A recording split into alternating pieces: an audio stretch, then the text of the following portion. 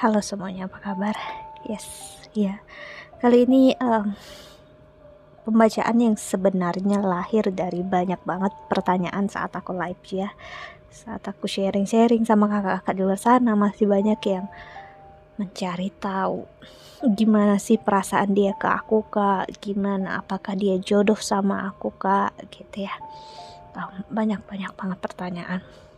Ini sebenarnya nggak bisa digeneralisasi dia sayang, cinta, ada bla bla bla, kayak nggak bisa. Itu harus dilihat dari berchat. Oke, belum apa-apa aku sudah patahkan semangat kakak-kakak yang nonton. No. Amin. Di sini yang aku maksud adalah untuk melihat kecocokan ya dan perasaannya dia ke kita itu bisa bertolak belakang. Oke. Mungkin kakak ngerasa sangat cocok sama dia, tapi mungkin perasaannya bertabrakan.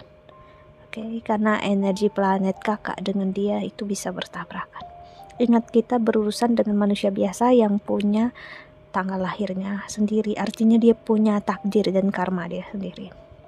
Jadi untuk melihat gimana perasaan dia secara mungkin generalnya di awal, lihat gitu, gimana cara dia mengusahakan hubungan dia bersama kakak, gimana gitu.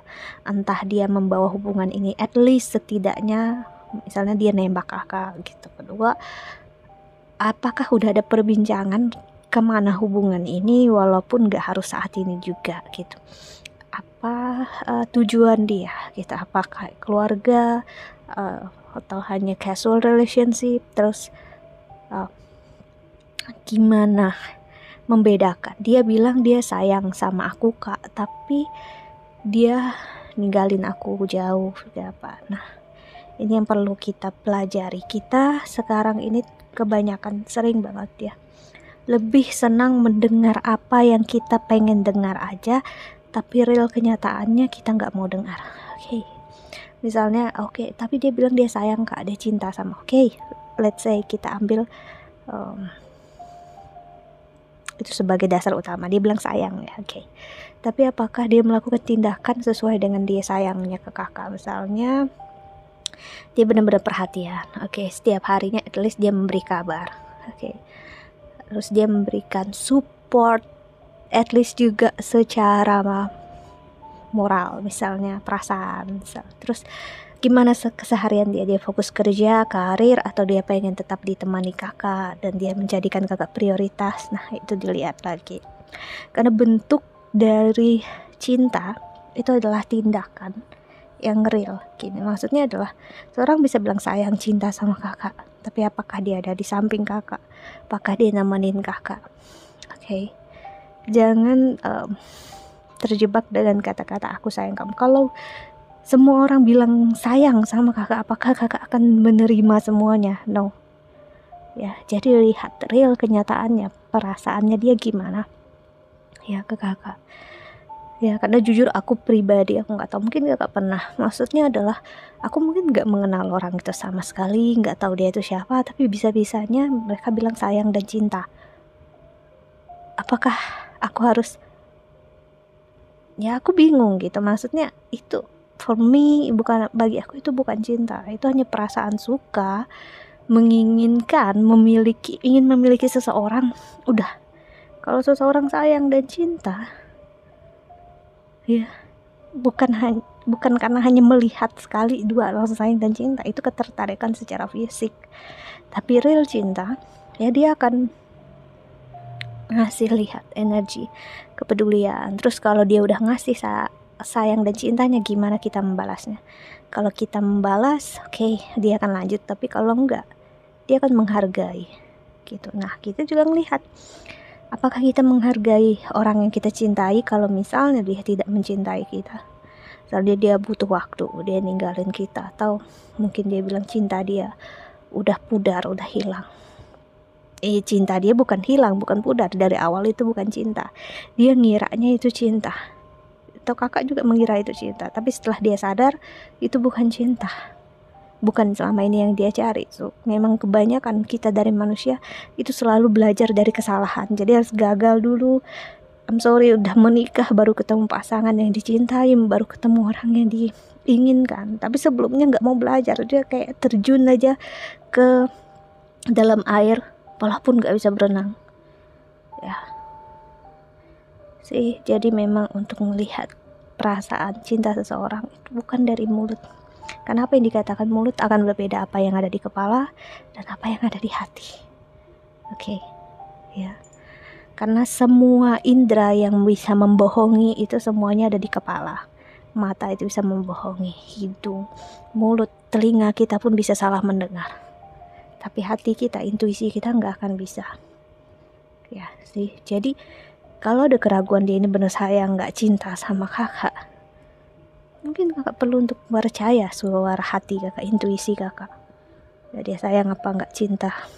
Ya, kalau sayang dan cinta ya kenapa membuat kakak ragu?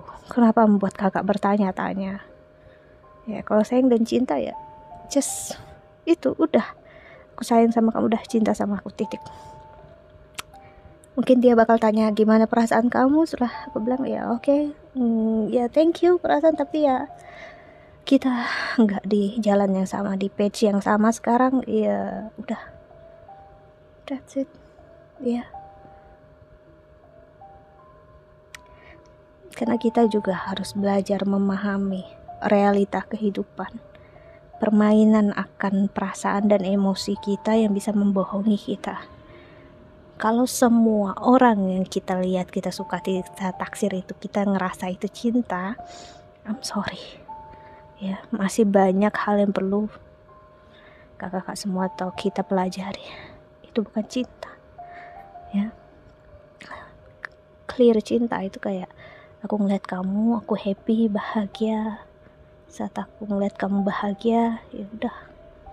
Dan kalau kamu merasakan hal yang sama dan kamu ingin bersama dengan aku, cintanya bersambut, dan apakah komitmennya dia dengan kakak bersambut, ya udah berarti cinta dan komitmen. Oke. Tapi kita mengira sudah pasti cinta itu adalah komitmen. Misalnya aku cinta sama kamu, ya udah berarti kamu berkomitmen sama aku. It completely different. Ya, I'm sorry. Jadi cinta dan komitmen ya adalah kedua hal yang berbeda. Dan misalnya sudah cinta, udah berkomitmen, dan ternyata takdir karmanya nggak ketemu lagi gitu ya, ya apa mau dikata, ibaratnya kayak di dalam permainan dalam hidup nggak ada ditulis di cerita itu skenario kalau ada pernikahan. Ya bisa jadi tetap pacaran atau bersama terus seumur hidup tanpa ada pernikahan, bisa banyak yang kayak gitu. So ya, itu adalah hal-hal yang sebenarnya mendasar harus kita ketahui sebelum kita memasuki sebuah hubungan berkomitmen ya. Dan tanyakan terhadap diri sendiri, kalau dia kayak gini terus-terusan sampai ke depannya, apakah aku bisa menerima dia yang seperti ini ya. Kalau aku nggak bisa, berarti aku harus consider sendiri atau aku cari yang lain. Nggak mau untuk meribetkan diri untuk mengubah seseorang jadi seperti yang aku mau. What's the point gitu. Aku bukan tempat untuk mengubah orang lain. Karena walaupun dia berubah pun karena aku, ya nggak akan baik. Ya biarkan dia berubah untuk diri dia sendiri. Ya. Sih. Karena apa yang untuk kamu nggak akan pernah salah alamat, dan apa yang nggak untuk kamu juga nggak untuk kamu. Itu karena itulah takdir dan karma banyak banget bermain yang kita nggak ketahui, dan tetap itu rahasia ilahi. Okay, so that's it. Aku harapin bantu. Thank you so much for watching. Doa terbaik untuk kalian semua di sana.